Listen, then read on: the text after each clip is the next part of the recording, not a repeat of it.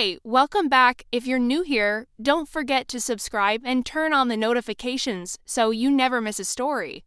This is a story about betrayal, pain, and eventually healing.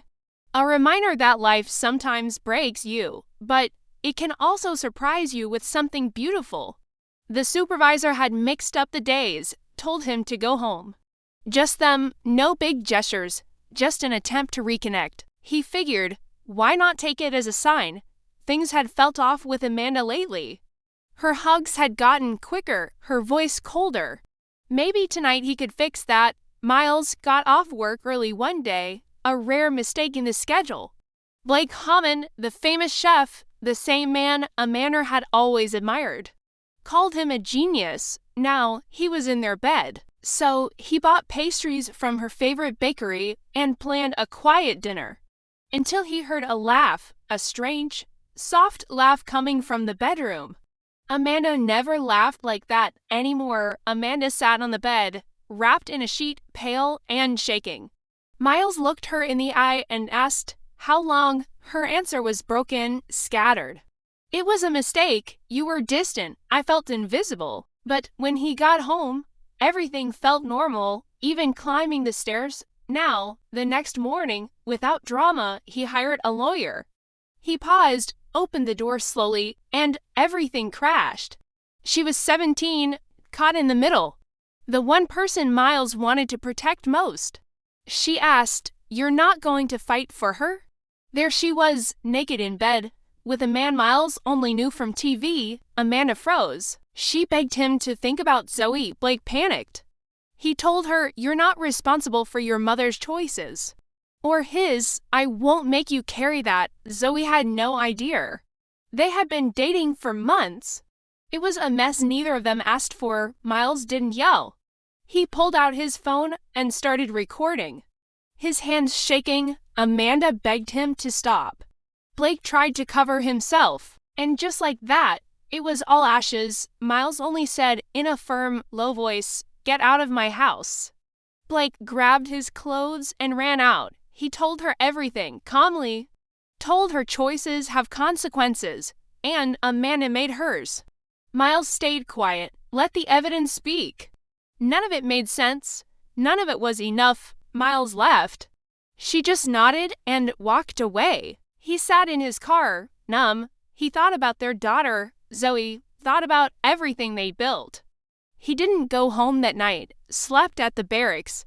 This wasn't just cheating, it was betrayal with a face, a name, a location. Her dad, Amanda, tried calling, texting, apologizing. Even showed up with a letter. She said she was lost.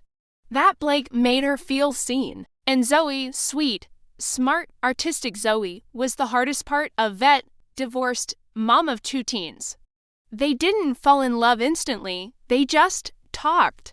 When he finally told her, sitting quietly in a cafe, she cried. He said, "I already did. But now, I'm fighting to protect what's left, you." She didn't smile, but she didn't frown either. Later, she texted, "She's calm, better than I expected." But just when he thought it couldn't get more complicated, Zoe showed him a photo, her boyfriend. It was Tyler, Blake Hammond's son. His world stopped, but Miles didn't blame her. Still, the distance grew. Amanda used the silence to twist things. Told Zoe Miles was cold, that he always chose work first. And slowly, Zoe drifted. When the divorce papers were ready, Miles asked to talk, just father to daughter. Zoe asked if he hated Tyler. He said, "I'm not sure yet. I need time to separate the boy from the man who hurt me. The pain of losing your daughter's trust. It's worse than any fire he ever fought." As the legal process went on, Amanda and Blake's affair became public. Gossip spread. Blake's image fell apart. If this story moved you, subscribe and hit the bell. We've got more stories like this coming. But he couldn't shake the feeling that Blake's betrayal went deeper. So he hired a private investigator. What he found was shocking: fraud, tax evasion, fake suppliers. Blake wasn't just a cheater, he was a criminal. Miles quietly handed the files over to the authorities. Soon, headlines hit: famous chef under investigation. Sponsors dropped, events canceled, then came the arrest. Amanda panicked. Blake disappeared, Zoe saw it all on the news. Tyler ghosted her without a word. It shattered her. But through it all, Miles stayed steady, quietly supporting his daughter, paying for her art school, showing up for her. And one day, she messaged him, "Thanks for not throwing him in my face." He cried when he read that, because it meant she still saw him. Time passed. And one day, at a quiet cafe, he met Denise. Then saw each other again and again. No pressure, no pretending. Just two people healing in each other's presence. Denise didn't try to fix him. And that's what helped. Zoe met her one afternoon. That was all Miles needed to keep going. Now he's no longer in that little barracks room. He's in a new home. Not perfect, but peaceful. Zoe laughs again. Denise's kids call him for help with homework. And when they all sat down together for Zoe's 18th birthday, it wasn't the family he imagined years ago.